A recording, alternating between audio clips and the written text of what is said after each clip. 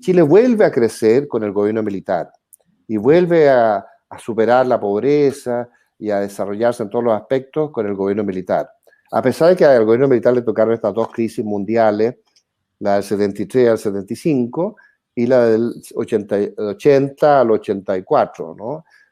Que en Chile nos afectó el 81, pero fue una crisis mundial que se generó el año 80 a nivel mundial, que a nosotros nos afectó el 81 y que salimos recién de ese hoyo, que fue un hoyo muy grande, salimos recién en el año 84. Pero entre el 84 y el 90, cuando el gobierno militar entrega el poder, durante 6 años Chile tuvo la tasa de crecimiento más alta del mundo occidental y la más fuerte caída de la pobreza y el más rápido crecimiento del nivel de vida que hubo en toda la región. Entonces, mientras los militares pudieron tener condiciones internacionales razonables, ellos crecieron como avión. Pero les tocó esta crisis del 73 al 75 y de esta crisis del 80 al 84, que fueron dos interrupciones internacionales que ellos no controlaban. Pero ellos salieron del hoyo el 84. Muchos países de América Latina no pudieron salir de este hoyo y quedaron empantanados y hablaron de la década perdida, de que los 80 fueron la década perdida para América Latina. Pero en Chile no, porque Chile salió antes, salió el 84 y empezó a crecer. Y ya después volvimos a la democracia, gracias a los militares, que hicieron los plebiscitos, que respetaron los resultados, que entregaron el país ordenadamente, y el gobierno de Aylwin, que siguió después, que había criticado mucho los métodos militares en lo económico, se dio cuenta que si cambiaba el método, iban a volver a retroceder. Así que muchos economistas convencieron al presidente de que era conveniente mantener este sistema que habían instaurado los militares con los economistas de la Universidad Católica, con todos estos equipos que transformaron Chile en esa época.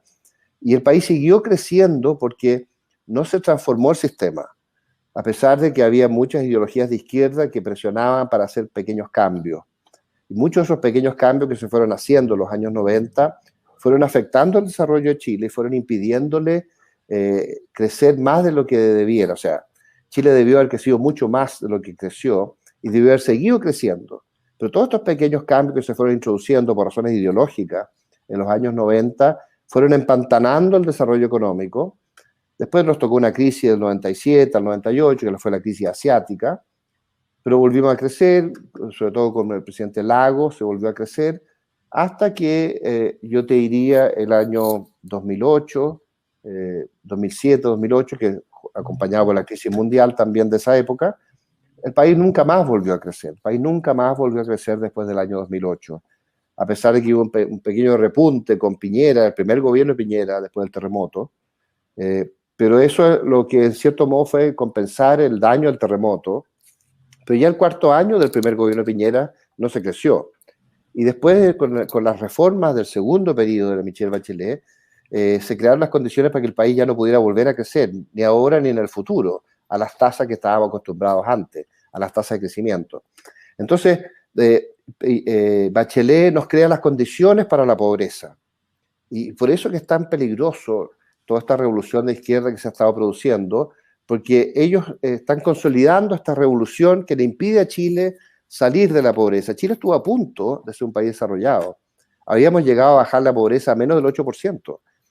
Piensa tú que el año 73, cuando asume el gobierno militar, los estudios más serios indican que el 84% de la población de Chile vivía en condiciones de pobreza. 84%.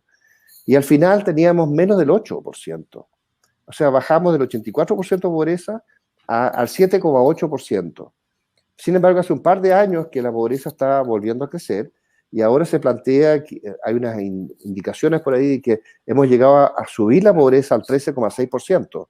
Después de haberla bajado a menos del 8%, hemos vuelto a subir la pobreza al 13,6%. Y depende de lo que pase ahora, depende si el país se ordena o no, si se controla la Araucanía o no, si se controla la violencia o no, si nos salimos de la pandemia y controlamos con las vacunas la pandemia, va a depender de muchos factores. Y si nos vamos por una línea de izquierda o una línea de economía de mercado, el país puede volver a crecer o puede hundirse, ¿eh? Como se hundió Venezuela con las reformas constitucionales que se hicieron allá.